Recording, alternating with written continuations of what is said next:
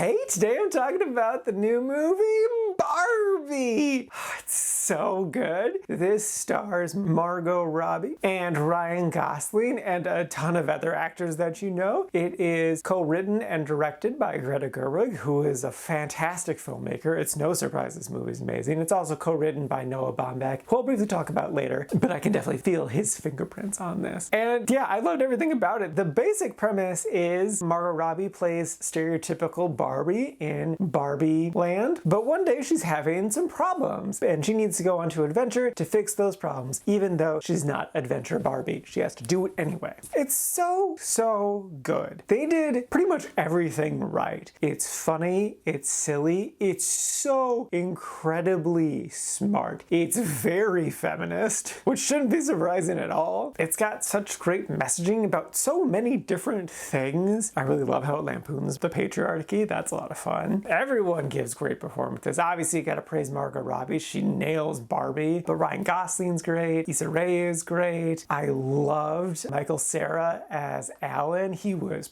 perfect. Need more Alan in my life. I would put up an Alan poster. Kate McKinnon was wonderful as weird Barbie. She was just great. I also really loved Simu Liu. He was clearly having a ball and just being like sort of a villain, and he was just eating up. He was having so much fun and I was loving how much fun he was having. It was just great. I'm so blown away that Mattel was okay with everything in this movie, because the movie is critical of Mattel, but it's really brilliant in the way that it does it. It's also critical of the movie itself, which in other times I'm not always the biggest fan of. Some films use it as like an excuse to be like, okay, here's this thing that people are going to criticize, so I'm just going to call attention to it and still do it anyway. For instance, in Noah Baumbach's film Kicking and Screaming, I criticized that film for doing that exact thing. But I think it works really well here, because just the idea of this film is cause for criticism, because in a sense this is a 2-hour ad for a toy. So for the film to very blatantly address that is a good thing. And I'm so glad that they did it. And they did it in such a smart, interesting way.